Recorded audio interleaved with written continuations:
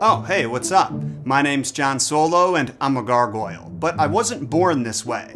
I was trapped in Oz for weeks with no way to escape and had to cut a deal with the Wicked Witch of the Midwest to get home. She told me the only way she would send me to Chicago was if I agreed to do my next intro stoned. And evidently there was some miscommunication, because when I told her, hell yeah, brah, I was transported here. I mean, I guess it's better than a bunch of villagers throwing rocks at me, but neither of those is what I had in mind. And I've got to tell you, life as a gargoyle is not as easy as it sounds. I'm cold, my back hurts, I keep getting rained on, and I'm lonely. This witch had a sick sense of humor and put the Gunthergoyle on the opposite corner as me, so I can't even talk to him. And there's no other gargoyles to talk to. We're a dying breed. Probably because as architecture has evolved, it's become more minimalist, plain, and, quite simply, uninspired. Gone are the days of intricate facades and sweeping arches, features that gave buildings personality. Efficiency is priority number one, people. That means we want the tallest building for the lowest price. So I hope you like big glass rectangles, because that's all we're getting until a comet comes along and hits the reset button on civilization. I might be biased considering my current condition, but I think the most tragic casualties of the evolution of architecture have been statues, specifically gargoyles. Because while statues can be beautiful tributes to the greatest men, women, and gods from across history, gargoyles served a practical function that went beyond the spiritual. But in the modern day, they've been effectively phased out of the architect's handbook, with our only reminders of their existence being the buildings of yesteryear, kids' cartoons like The Hunchback of Notre Dame and Gargoyles, a seriously underrated show from the 90s, as well as Kaboom, the one-of-a-kind mascot of Bradley University, my wife's alma mater. Oh, and I can't forget this Lego minifigure, because if I show him off in a video, he becomes a business expense. But where did gargoyles come from? Who created the first one? And do they all gotta be so f***ing ugly? Those are the questions we're answering in today's episode, The Messed Up Origins of Gargoyles. But first, I want to tell you about today's sponsor, Squarespace. Squarespace has been a leader in the web design industry for 2 straight decades, and now they've given us a tool that makes building a professional website easier than ever. Design Intelligence. Just describe your business, choose your preferences, and select your favorite colors. Design Intelligence will handle the rest, creating a fully customized site packed with all the features you need. And there is no shortage of features. Squarespace simplifies selling products, whether they're handmade or digital. From listing items and managing inventory to tracking shipments, everything is streamlined to ensure your customers get their orders smoothly. For creators, Squarespace offers incredible tools to showcase your work, whether it's art, music, or something else entirely. You can even set up an exclusive members-only section for paying customers to enjoy premium content. It's no wonder Squarespace has been a leader in web design for 20 years. See for yourself at squarespace.com/JonSolo, or click the link in the description and use code JOHNSOLO for 10% off your first purchase. I gotta tell ya, it feels good to be home. I got to sleep in my own bed, vomit in my own shower. I got to see my daughter. I was kind of worried we were looking down the barrel of an interstellar situation, but we're all good. Gunther's doing pretty great too, but he's going on a diet because some of your comments said he looks chunky. And so did his doctor. Alright, Bubba, I'll let you go. You go free now, okay? Now, there are a ton of theories about the spiritual and sexual? Yeah, people wanted to f*** gargoyles, duh. Now, there are a ton of theories about the symbolic and spiritual function of gargoyles, and so before we get into those and the evidence for and against them, I need to establish what we know for sure, like what a gargoyle actually is, because most of the time the term is used incorrectly. Contrary to popular belief, gargoyles are not just ugly statues of humans, animals, and demonic human-animal hybrids. Those are called grotesques, and your mother sees one whenever she looks in the mirror. What is wrong with your face? In reality, the grotesque form is completely optional. What's important is the purpose. In order for a grotesque or any ornate stone structure to be considered a gargoyle, it has to serve a very specific function: to divert rainwater away from buildings. Yeah, I should have called this episode The Messed Up Origins of Rain Gutters. It's not exactly sexy or exciting, but more than anything else, this was the primary function of gargoyles. Back in the days when large buildings were almost exclusively made from stone, gargoyles were necessary to protect the masonry work from erosion. They were effectively water spouts that would catch water thanks to a little trench carved into their backs, then it would flow out of their mouths away from the building and onto the street, and sometimes pedestrians, down below. In fact, according to the American Heritage Dictionary, gargoyle comes from the French word gargouille, meaning throat, which in turn is derived from the Latin word gurgulio, meaning gullet. In other words, they're named after our body's natural pathway for guiding water. So when you consider this, technically the gargoyles from the Gargoyles TV show are not gargoyles at all. They're grotesques. I've been denied everything, even my revenge!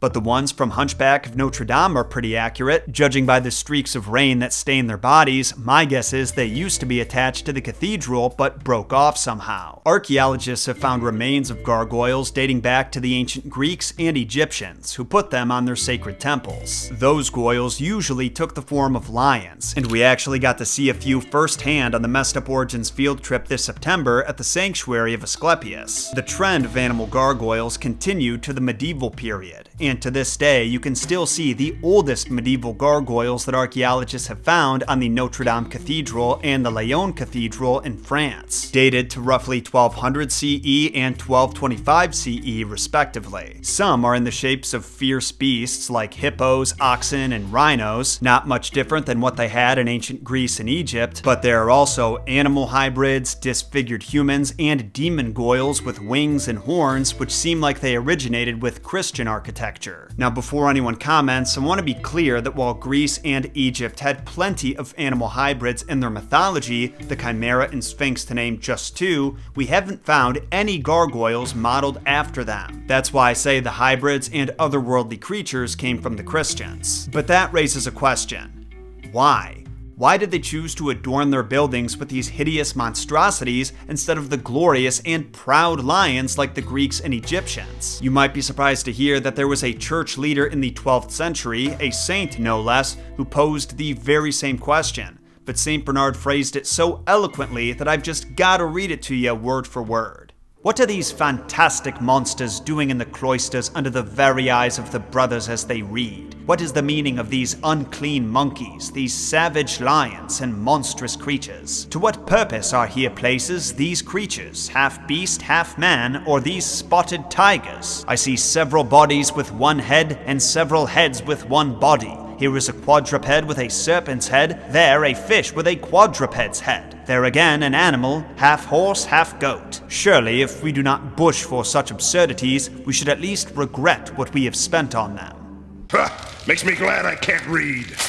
Now, what's so significant about this entry from St. Bernard is that he was actually the first four-legged saint and the progenitor of the entire St. Bernard breed of dog. No, what's really the big takeaway here is that there was someone high up in the church hierarchy who had no idea why their big, beautiful places of worship were covered in these freaky-looking animals. And this was 900 years ago. I sure wish he would have asked an architect and written down his answer though, because when he wrote this entry almost a millennium ago, it was the beginning of the Gothic architecture movement, and gargoyles were still actively being constructed. And for those who don't know, gargoyles did not have to be attached to the building during its initial construction. They were almost always carved on the ground, then painted and gilded, which must have looked pretty badass, and then fastened to their designated spots. Having them separate makes it easier to restore and replace them down the line. What's crazy is that St. Bernard died in 1152, 10 years before Notre Dame Cathedral even started construction, so the gargoyles and grotesques he's talking about actually predate the oldest ones that archaeologists have found. So if a guy living during that time period couldn't figure it out, a well-connected and most likely intelligent guy no less, what hope do I have? Such is the life of a folklorist. Fortunately for us though, some scholars much smarter than myself have posited some theories, one of which comes from a badass folktale about a hero who sought to save a city from utter destruction. But I should establish first that it makes sense for the gargoyles to have an intricate design of some kind. If there's going to be dozens of them slapped on every prominent building in the city, they should be interesting to look at. Otherwise, they're an eyesore. But there's a lot of room between interesting to look at and demon that wants to eat your soul.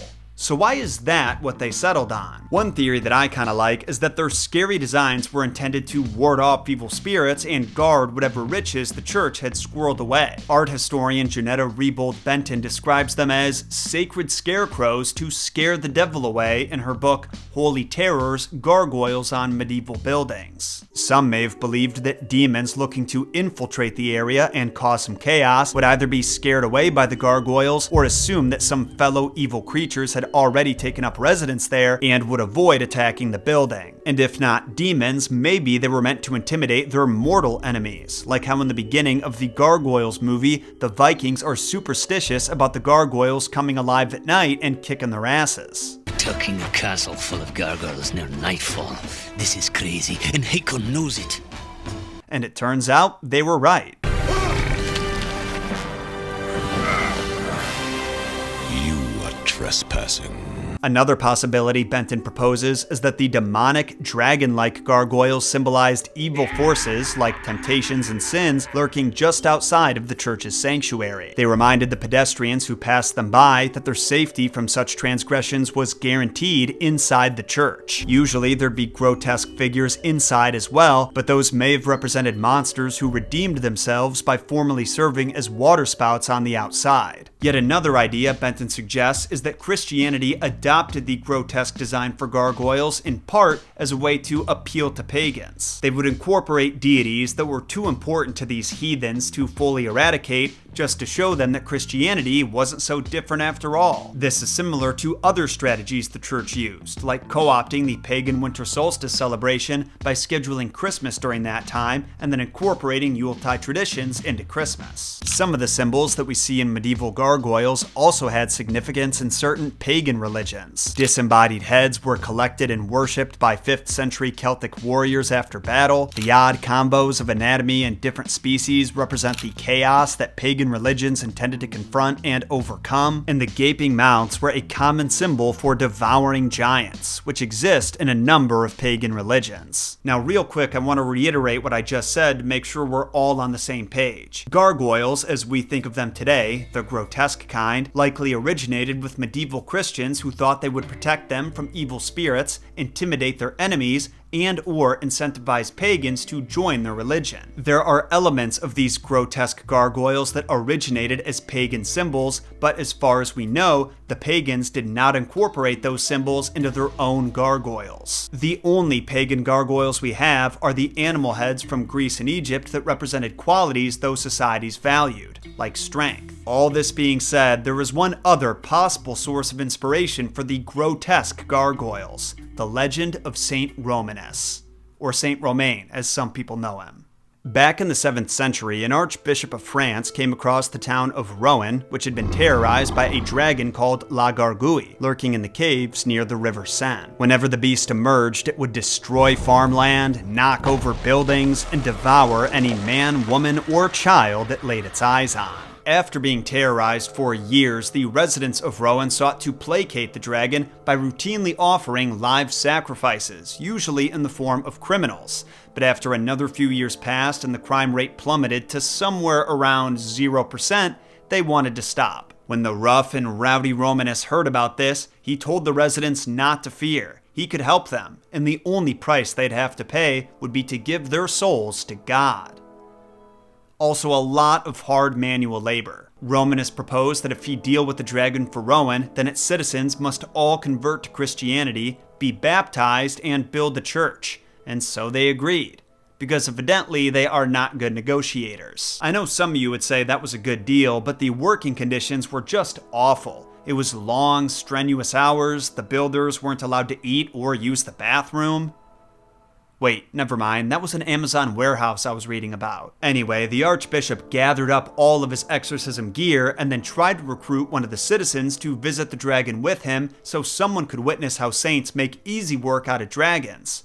But none would join him. So instead, he took the criminal they planned on sacrificing next and told him that if the dragon spared his life, he could go free. When the archbishop confronted the mighty serpent in its cave, he declared it was time to leave. Only the dragon, upon hearing the archbishop enter, had already prepared the attack, ready to devour its next victim. but it never expected what happened next. When it sprung out from the shadows, the Archbishop held out his holy cross, and it had the same effect on the dragon as pop country music does to me. A painful burning sensation coursed through its body, like his soul was being torn apart at the seams. The dragon bailed on its attack and crashed into the ground, writhing in pain, and the bishop took this opportunity to tie the cross around the dragon's neck, which I have to imagine hurt it even more. When St. Romanus led the dragon back to Rowan, the town collectively cheered, then burned the dragon at the stake, which I thought was odd because I always assumed a dragon was fireproof considering it breathes fire. Well, it did end up presenting some problems. The dragon's body had been reduced to about 70% ash, but the head and neck had been tempered by his fiery breath and refused to burn. Because of this, the citizens of Rowan covered the dragon's head with the ashes of its own body, then mounted it on their front gate as a trophy, symbolizing their victory over evil, as well as a warning for any other dragons looking to move into the area. You can probably imagine how this visual would bear a strong resemblance to the draconic gargoyles that are found on holy buildings. What's not so clear is how they made the leap from Phase 1 to Phase 2. Some versions of the legend say that some long-forgotten architect just so happened to be passing through Rowan, saw how the massive serpent head was leading rainwater away from the gate, and realized that he could incorporate that shape into his gargoyle designs, but in my opinion that all seems a little too convenient. If this story is true, and by true I mean an exaggerated version of true events, I think it would take more than a single architect to get this trend going. A theory I'm pulling out of my ass right now is that maybe some of the neighboring Christian cities around Rowan saw their big lizard head and wanted to do something similar because of the spiritual and practical function of it. Except oversized lizard heads are hard to come by, so instead of sourcing them naturally, they carved them directly into the stonework or replaced the pre-existing animal head gargoyles with grotesque ones. I don't know, man. It's just a theory. A gargoyle theory. What about you? Do you have any thoughts on the origins of gargoyles? Have you ever thought about the origins of gargoyles before watching this? Let me know in a comment down below, then remember to sacrifice those like and subscribe buttons to the algorithm gods for more messed up origins content in your life. I post new deep dives every Thursday. Until next time, my name is Jon Solo, and remember, Jon shot first.